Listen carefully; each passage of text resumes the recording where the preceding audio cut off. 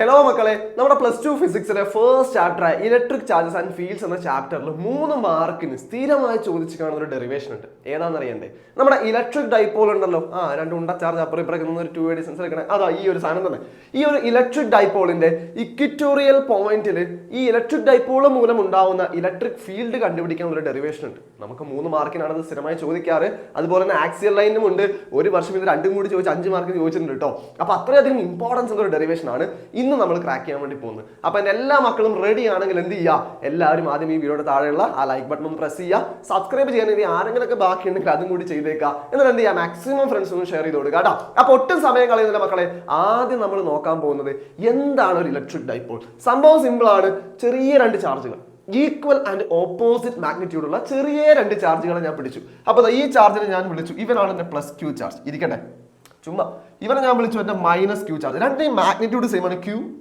പക്ഷേ signs opposite ആണ് കേട്ടോ. അവൻ മൈനസ് ചാർജ് ആണെങ്കിൽ ഇവൻ പ്ലസ് ചാർജ് ആണ്. ഇനി ഇവർ രണ്ടുപേരും കൂടെ ഇടയിൽ ചെറിയൊരു ഡിസ്റ്റൻസ്, എത്രയാണ് ഡിസ്റ്റൻസ്? 2a എന്ന് പറയുന്ന ഒരു ചെറിയ ഡിസ്റ്റൻസിന്റെ അപ്പുറം ഇപ്പുറമാണ് ഇവന്മാർ നിൽക്കുന്നുള്ള കാര്യം കൂടി ഓർത്ത് വെക്കുക. ഇനി ഇവന്മാരുടെ ഇക്വിറ്റോറിയൽ റീജിയൻ എവിടെയാണെന്ന് ആദ്യം അറിയണം. നമുക്ക് വേണ്ട എന്താ, ഇക്വിറ്റോറിയൽ പോയിന്റിലുള്ള ഇലക്ട്രിക് ഫീൽഡ് ആണ് കേട്ടോ. അപ്പൊ ആ ഇക്വിറ്റോറിയൽ റീജിയൻ എന്ന് പറയുമ്പോൾ സെന്റർ ഭാഗം, ആ സെന്റർ ഭാഗം ഞാൻ ഒന്ന് മാർക്ക് ചെയ്യാം കേട്ടോ. എവിടെ നമ്മളെ സെന്റർ?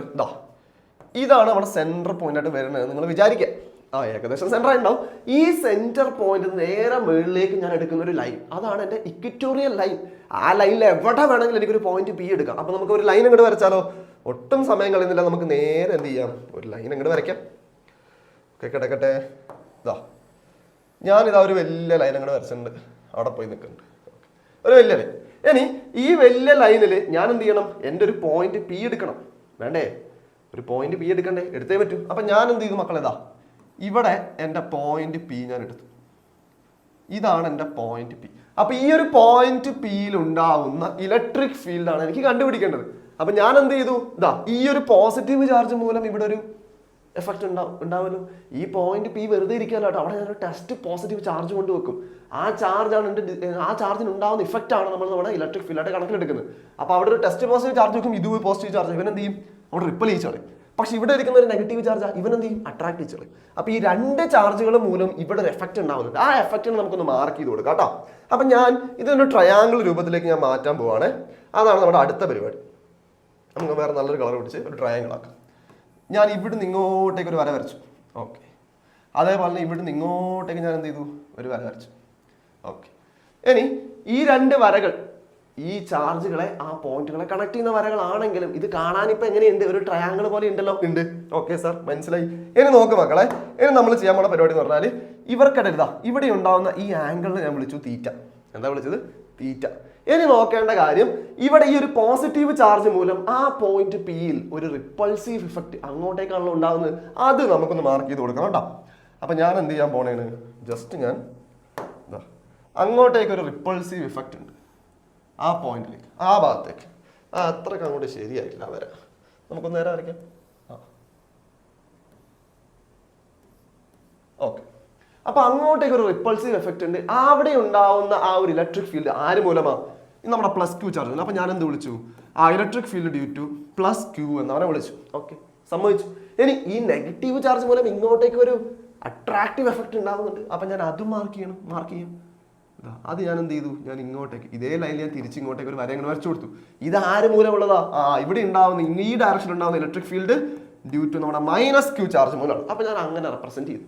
ഇനി നോക്കേണ്ട കാര്യം, ഈ പോയിന്റിൽ ഉണ്ടാവുന്ന നെറ്റ് ഇലക്ട്രിക് ഫീൽഡാണ് എനിക്ക് കണ്ടുപിടിക്കേണ്ടത് അല്ലേ. ആ നെറ്റ് ഇലക്ട്രിക് ഫീൽഡ് എന്ന് പറയുന്നത് ഈ 2 ഇലക്ട്രിക് ഫീൽഡിന്റെയും ഒരു സമ്മായിരിക്കും. അപ്പൊ നമുക്ക് അങ്ങനെ എഴുതി കൊടുക്കാം. അപ്പൊ നോക്ക് മക്കളെ, ഇലക്ട്രിക് ഫീൽഡ്, ഇവിടുത്തെ നെറ്റ് ഇലക്ട്രിക് ഫീൽഡ് എന്ന് പറയുന്ന സാധനം electric field due to +q charge plus electric field due to -q ആയിരിക്കും. പക്ഷേ ഇതൊന്ന് അങ്ങോട്ടും ഒന്ന് ഇങ്ങോട്ടും അവന് തോന്നിയ പോലെ പോണേ. പക്ഷേ ഈ 2 ചാർജിനും എന്തുണ്ട്, 2 കോമ്പണൻസ് നമുക്ക് വരച്ച് കഴിഞ്ഞാൽ കാര്യങ്ങൾ കുറച്ചും കൂടി എളുപ്പം. അപ്പൊ ഞാൻ എന്ത് ചെയ്തു, ഈ +q ചാർജിന്റെ ഇലക്ട്രിക് ഫീൽഡിന് 2 കോമ്പണന്റ് വരയ്ക്കാൻ തീരുമാനിച്ചു. ചുമ്മാ വരച്ചാളെ വേറെ പണിയൊന്നുമല്ലോ. അപ്പൊ ഞാൻ ഇങ്ങോട്ടേക്ക് എന്ത് ചെയ്തു, ഒരു ഹൊറിസോണ്ടൽ കോമ്പണന്റ്. ശരിയായില്ല. അത് ശരിയായില്ല. ഓക്കെ. ഞാൻ ഇങ്ങോട്ടേക്ക് എന്ത് ചെയ്തു, ഒരു ഹൊറിസോണ്ടൽ കോമ്പണന്റ് വരച്ചു കൊടുത്തു. എന്നിട്ടോ നേരെ മേളിലേക്ക് ഒരു വെർട്ടിക്കൽ കോമ്പണന്റ് വരച്ചു കൊടുത്തു. ഇനി നോക്കേണ്ട കാര്യം മക്കളെ, ഈ ഒരു ആംഗിൾ തീറ്റയാണെന്ന് ഞാൻ പറഞ്ഞല്ല. ഈ ഒരു ആംഗിൾ എന്താണ്, തീറ്റയാണ് അല്ലേ. അപ്പോൾ നിങ്ങൾ നോക്കുക, ഈ ലൈനും ഞാൻ ഇപ്പൊ വരച്ച ഈ ലൈനും പാരലൽ ലൈൻസ് ആണ്. ഈ പാരലൽ ലൈനുകൾക്കിടയിലൂടെ ഞാൻ വരച്ച ലൈനാണ് ഇതല്ലേ. അപ്പൊ ഈ ആംഗിൾ തീറ്റ ആണെങ്കിൽ ഇവിടുത്തെ ഈ ഒരു ആംഗിളും എന്തായിരിക്കും? തീറ്റ ആയിരിക്കും. അപ്പൊ ആ ഒരു ഐഡന്റിറ്റി ഉപയോഗിച്ച് ഈ ഒരു ആംഗിൾ ഞാൻ എന്തായിട്ട് വിളിച്ചു? തീറ്റ എന്ന് വിളിച്ചു. കാര്യം മനസ്സിലായി? ഞാൻ ഒന്നുകൂടി പറഞ്ഞുതരാം. ഇതൊരു പാരലൽ ലൈൻ, ഇതും ഒരു പാരലൽ ലൈൻ. ഇങ്ങനെ ഒരു വര വരച്ചു കഴിഞ്ഞാൽ ഈ ആംഗിൾ തീറ്റ ആണെങ്കിൽ ഈ ആംഗിൾ എന്ത് തന്നെയായിരിക്കും? തീറ്റ ആയിരിക്കും. ഇനി ഇതിന്റെ നടുക്ക് വേറൊരു വര വരച്ചു വിചാരിച്ചു, ഈ ആംഗിൾ എന്ത് തന്നെയായിരിക്കും? തീറ്റ തന്നെ ആയിരിക്കും. ഓക്കെ. അപ്പൊ ഞാൻ എന്ത് ചെയ്യാണ്? ആ ഒരു ഐഡന്റിറ്റി ഉപയോഗിച്ചുകൊണ്ട് അത് രണ്ടും തീറ്റയാണെന്നുള്ള കാര്യം ഞാൻ തിരിച്ചറിഞ്ഞു. ഓക്കെ, പരിപാടി അത്രയും എളുപ്പമായി. ഇനി നോക്ക് മക്കളെ, ഈ തീറ്റയോട് ചേർന്ന് കിടക്കുന്ന ഈ ഹൊറിസോണ്ടൽ ലൈനെ ഞാനൊരു പേര് വിളിക്കും. എന്താണ്? ഇ പ്ലസ് ക്യൂവിന്റെ തീറ്റ ഭാഗം താഴെയാണെങ്കിൽ അതിനെന്താ വിളിക്കുക? Yes, very simple. ഞാൻ വിളിച്ചു എന്ത്?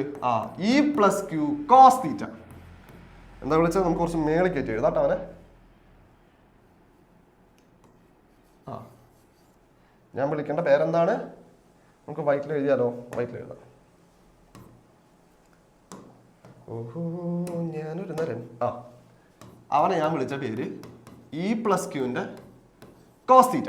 അപ്പൊ ഈ ഹൊറിസോണ്ടൽ ലൈനെ കോസ് തീറ്റ വെച്ച് വിളിച്ചു കഴിഞ്ഞാൽ നമ്മൾ ഈ വെർട്ടിക്കൽ ലൈൻ ഞാൻ എന്ത് വിളിച്ച് വിളിക്കും? സൈൻ തീറ്റ വെച്ച് വിളിക്കും. അപ്പൊ ഞാൻ എന്ത് ചെയ്തു? അവനെ ഞാൻ വിളിച്ചു ഇങ്ങനെ ഇ പ്ലസ് ക്യൂവിന്റെ സൈൻ തീറ്റ ഭാഗം. ഓക്കെ, സമ്മതമായി. ഇനി ഈ പ്ലസ് ക്യൂവിന്റെ ഹൊറിസോണ്ടൽ വെർട്ടിക്കലും വരച്ച് ഞാൻ മൈനസ് ക്യൂവിന്റെ വരച്ചില്ലെങ്കിൽ മോശമല്ലേ? അതെ. അപ്പൊ ഞാൻ മൈനസ് ക്യൂവിന്റെ കൂടെ ഞാൻ വരക്കാൻ തീരുമാനിച്ചിട്ടാ. അപ്പൊ മൈനസ് ക്യൂവിന്റെ വരക്കുമ്പോൾ എന്റെ മക്കൾ ശ്രദ്ധിക്കേണ്ട കാര്യം എന്ന് വെച്ചാൽ ഈ മൈനസ് ക്യൂ ലൈനിന്റെ വെർട്ടിക്കല് ഇത് തന്നെയല്ലേ? അതെ, സോറി, വെർട്ടിക്കൽ അല്ല, ഹൊറിസോണ്ടൽ അതാണ്. പക്ഷെ വെർട്ടിക്കൽ ലൈൻ താഴേക്കാണ്. ഓക്കെ. ഇനി മക്കൾ ശ്രദ്ധിക്കേണ്ട കാര്യം, ഇവർക്കിടയിലുള്ള ഈ ആംഗിളും എന്ത് തന്നെയായിരിക്കും? തീറ്റ തന്നെയായിരിക്കും. എന്ത് തന്നെയായിരിക്കും? തീറ്റ തന്നെയായിരിക്കും. അപ്പൊ നിങ്ങൾ ആലോചിച്ച് നോക്കുക മക്കളെ, അത് തീറ്റ ആണെങ്കിൽ എനിക്ക് ഈ ഒരു ഹൊറിസോണ്ടൽ ലൈൻ, അത് ഈ മൈനസ് ക്യൂവിന്റെ ഈ ഒരു ഹൊറിസോണ്ടൽ ലൈൻ എനിക്ക് എന്ത് വിളിക്കാം? ഈ മൈനസ് ക്യൂ കോസ് തീറ്റ എന്ന് വിളിക്കാം. തീറ്റയോട് ചേർന്ന് കിടക്കുന്ന വരെയല്ലേ? അപ്പൊ ഞാൻ എന്ത് ചെയ്തു? ഞാൻ ഈ മൈനസ് ക്യൂ കോസ് തീറ്റ എന്ന് വിളിച്ചു. ഇനി ഈ ഒരു vertical line of cos theta അപ്പുറമാണ്, അതിന് തീറ്റയോട് ഇപ്പുറം കിടക്കുന്ന വരെയാണ് ഞാൻ എന്ത് വിളിക്കണം? യെസ്, ഈ മൈനസ് ക്യൂ സൈൻ തീറ്റ എന്ന് വിളിച്ചു. ഈ മൈനസ് ക്യൂ സൈൻ തീറ്റ. ഇനി നിങ്ങൾക്ക് തന്നെ നോക്കിയാൽ മനസ്സിലാവും മക്കളെ എന്താണ് ഇവിടെ പരിപാടി. ഈ ഒരു ഇ മൈനസ് ക്യൂ സൈൻ തീറ്റയും ഈ ഒരു ഇ പ്ലസ് ക്യൂ സൈൻ തീറ്റയും ഓപ്പോസിറ്റ് ഡയറക്ഷൻ ആണ്, മാഗ്നിറ്റ്യൂഡ് സെയിം ആണ്. അപ്പൊ എന്താ ഉണ്ടാവുക ഇവിടെ? ഇവർ രണ്ടുപേരും അങ്ങോട്ട് കട്ട് പീസ് ആയി പോയി. അവർ രണ്ടുപേരും ഞാൻ കട്ട് ചെയ്തു. അപ്പൊ ഈ പോയിന്റ് പിയിൽ ഉണ്ടാവുന്ന നമ്മുടെ പോയിന്റ് പി ഞാൻ ഒന്നുകൂടി ഞാൻ അടയാളപ്പെടുത്തി കാണിച്ചു. എന്താ? ഇതാണ് നമ്മുടെ പോയിന്റ് പി. എവിടാ ബ്ലൂ കളർ എവിടെ? ഇതാണ് നമ്മുടെ പോയിന്റ് പി ട്ടാ. അപ്പൊ ഈ പോയിന്റ് പിയിൽ ഉണ്ടാകുന്ന ഇലക്ട്രിക് ഫീൽഡ് ഇപ്പൊ ആര് മൂലമാണ്? ഒന്ന് E plus Q cos theta മൂലവും, രണ്ട് E minus Q cos theta മൂലമാണ്. അപ്പൊ ഞാൻ അവരെ രണ്ടും കൂടി പിടിച്ച് ആഡ് ചെയ്താൽ എനിക്ക് ഈ പോയിന്റ് പിയിലുള്ള നെറ്റ് ഇലക്ട്രിക് ഫീൽഡ് കിട്ടി. അപ്പൊ ഞാൻ എന്ത് ചെയ്തു മക്കളെ? ഇങ്ങനെ എഴുതി കൊടുത്തു. ഞാൻ വന്ന് ഇപ്പടി എഴുതി, net electric field E is equal to ഒന്നാരാണ്? E plus Q cos theta മൂലമാണ്. പ്ലസ്, എന്തുകൊണ്ടാണ് പ്ലസ് ഇടുന്നത്? സെയിം ഡയറക്ഷനാണ്. ഓപ്പോസിറ്റ് ഡയറക്ഷൻ ആണെങ്കിൽ മൈനസ് ഇട്ട് എഴുതിയാണ്. പക്ഷെ ഇത് രണ്ടും കൂടെ പോകുന്ന ഒരേ ഡയറക്ഷനിലായതുകൊണ്ട് ഞാൻ പ്ലസ് ഇട്ടു. പ്ലസ് ഇട്ടു. എന്നിട്ട് ആരും കൂടി ഉണ്ട്? യെസ്, നമ്മുടെ ഇ മൈനസ് ക്യൂ കോസ് തീറ്റയും കൂടി ഉണ്ട്. ഓക്കെ. ഇനി ഈ E plus Q E minus Q രണ്ടിന്റെയും മാഗ്നിറ്റ്യൂഡ് സെയിം ആയതുകൊണ്ട് ഞാൻ അവരെ രണ്ടുപേരെയും കൂടെ എന്ത് വിളിക്കാൻ തീരുമാനിച്ചു? ഒരൊറ്റ ഇ പ്ലസ് ക്യൂ എന്ന് മാത്രം വിളിക്കാൻ തീരുമാനിച്ചു. സയൻസ് അവിടെ നമ്മൾ ഒഴിവാക്കി. ഈ ഒരു ഇ മൈനസ് ക്യൂനും ഈ ഒരു ഇ പ്ലസ് ക്യൂനും എടുത്ത് ഞാൻ എന്താക്കി? ഒരൊറ്റ മാഗ്നിറ്റ്യൂഡ് ആക്കി മാറ്റി. എന്നിട്ട് 2 ഇൻറ്റു ഇ പ്ലസ് ക്യൂ എന്ന് എഴുതാൻ പോവാം. രണ്ടുപേരെയും കൂടെ ചേർത്ത് ഞാൻ എന്ത് വിളിക്കാണ്? It is equal to electric field ഇവിടെ തന്നെ ഉണ്ട്. 2 ഇൻറ്റു ഇ ക്യൂ എന്ന് എഴുതി. പ്ലസും ഇല്ല മൈനസും ഇല്ല, ഇ ക്യൂ എന്ന് മാത്രം ഞാൻ എഴുതി വെച്ചു. പ്ലസും ഇല്ല മൈനസ്, കാരണം രണ്ടിനെയും കൂടെ ഞാൻ ഇ ക്യൂ എന്ന് വിളിച്ചു. എന്നിട്ട് 2 ഇൻറ്റു ആക്കിയേ. 2 ഇൻറ്റു ഇ ക്യൂ, പിന്നെ എന്താ ബാക്കി? ഒരു കോസ് തീറ്റയും ഉണ്ട്. ഓക്കെ, സെയിം ആണല്ലോ. ഇതേ സാധനം തന്നെയാണ് ഈ എഴുതിയിരിക്കുന്നത് അല്ലേ? ഓക്കെ, പ്രശ്നമൊന്നുമില്ല. ഇനി നോക്ക് മക്കളെ, ഇ ക്യൂ എന്ന് പറഞ്ഞാൽ ആരാ? നമ്മുടെ ഈ ഇ ക്യൂ എന്ന് പറഞ്ഞാൽ electric field at point Q എന്ന് പറഞ്ഞാൽ എന്താണ്? ആ പോയിന്റ് ക്യൂ മൂലം ഉണ്ടാവുന്ന ഇലക്ട്രിക് ഫീൽഡ് എന്താ? നമുക്കറിയാം, അതിനുള്ള ഇക്വേഷൻ നമ്മൾ പഠിച്ചിട്ടുണ്ടായിരുന്നു. എഫ് ബൈ ക്യൂ ആയിരുന്നു. അതായത് 1/4πε0 Q divided by R square ആണ്. ആർ എന്ന് പറഞ്ഞാൽ ഈ ഡിസ്റ്റൻസ് അല്ലേ മക്കളെ? ഈ ഡിസ്റ്റൻസ് തന്നെയാണ് ഈ ഡിസ്റ്റൻസ്. അപ്പൊ ആ ഡിസ്റ്റൻസ് എത്രയാ? നിങ്ങൾ ആലോചിച്ച് നോക്ക് മക്കളെ. ഈ ഒരു പകുതി ഭാഗം എനിക്ക് കാണുമ്പോൾ ഒരു റൈറ്റ് ആംഗിൾ ട്രയാംഗിൾ പോലെ ഇല്ലേ? എനിക്ക് മാത്രമല്ല, നിങ്ങൾക്ക് തോന്നുന്നുണ്ടല്ലേ? ഇത് ഈ ടോട്ടൽ ഡിസ്റ്റൻസ് 2a ആണെന്നും ഈ ഒരു പകുതി ഡിസ്റ്റൻസ് a ആണെന്നും ഇവിടെ ഈ പോയിന്റ് വരെയുള്ള ഡിസ്റ്റൻസ് ഞാൻ r എന്നും വിളിച്ചു. എന്താ വിളിച്ചത്? ഈ ഡിസ്റ്റൻസ് a എന്നും ആ ഡിസ്റ്റൻസ് ഞാൻ r എന്നും വിളിച്ചു. ഇനി നിങ്ങൾ നോക്കുക, അപ്പോൾ ഈ ഒരു ഭാഗം, ഈ ഒരു റൈറ്റ് ആംഗിൾ ട്രയാംഗിളിന്റെ ഹൈപ്പോട്ടന്യൂസ് അല്ലേ? ഹൈപ്പോട്ടന്യൂസിന്റെ ഡിസ്റ്റൻസ് കണ്ടുപിടിക്കാനുള്ള ഭാഗം എന്താണ്? Yes, root of base square plus altitude square എന്ന് ചെയ്താൽ അതായത് root of R square plus A square എന്ന് കിട്ടി. ഞാൻ അടുത്ത് അവിടെ കൊടുത്തു. അപ്പൊ എന്താ കിട്ടിയത്? Root of R square plus A square. കഴിഞ്ഞിട്ടില്ല, ആർ സ്ക്വയർ ആണ്. അപ്പൊ എന്ത് ചെയ്യണം? ഒരു ഹോൾ സ്ക്വയർ കൊടുത്തു. ഈ ഹോൾ സ്ക്വയർ കൊടുക്കുമ്പോൾ പ്രശ്നം എന്ന് വെച്ചാൽ ഇതിനകത്തുള്ള ഈ റൂട്ട് ഉണ്ടല്ലോ, ഏത് റൂട്ട്? ഈ ഒരു റൂട്ടും ഈ ഒരു സ്ക്വയറും കൂടി അങ്ങോട്ട് കട്ട് ചെയ്ത് പോകും. ലാസ്റ്റ് നമുക്ക് എന്താ കിട്ടുക? ലാസ്റ്റ് നമുക്ക് കിട്ടും എന്ത്? Yes, E Q is equal to 1/4πε0 Q by R square plus A square എന്ന് മാത്രം കിട്ടും. ഇനി ഈ സാധനം എടുത്ത് ഞാൻ ഇ ക്യൂവിന് കൊടുത്തു.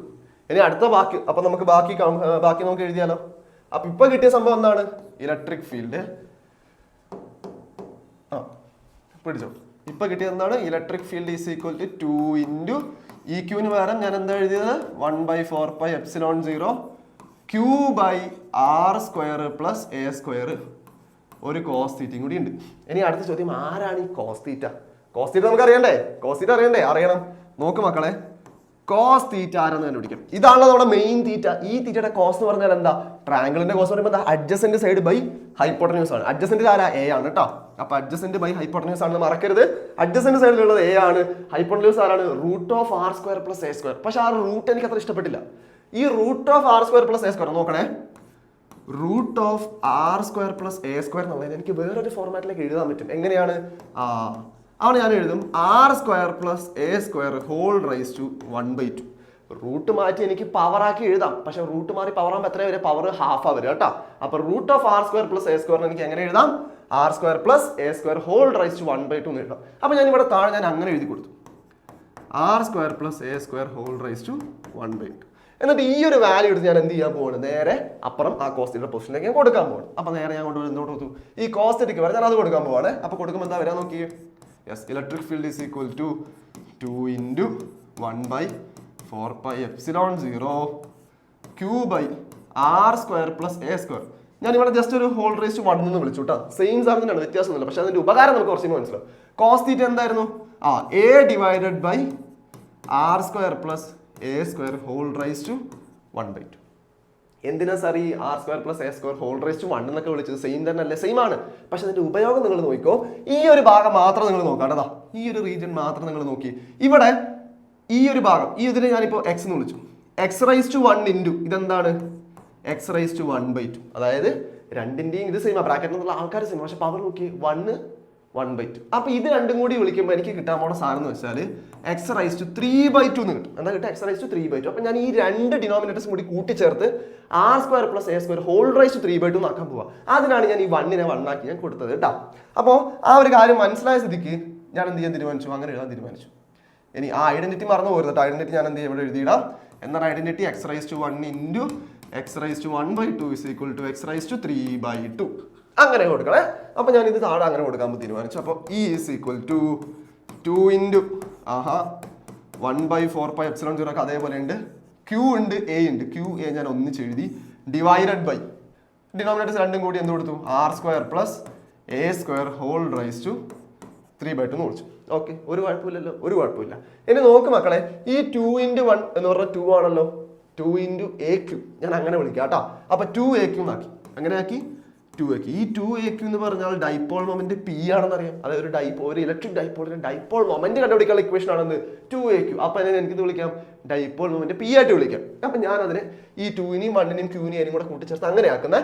അപ്പൊ നോക്കുക, electric field is equal to 2aq by 2aq by എഴുതുന്നതിന് മുമ്പ് 1/4π പിടിച്ച് ചവിട്ടി പുറത്തിടാം. അതായിരിക്കും നല്ലത്. ഓക്കെ, നോക്ക്.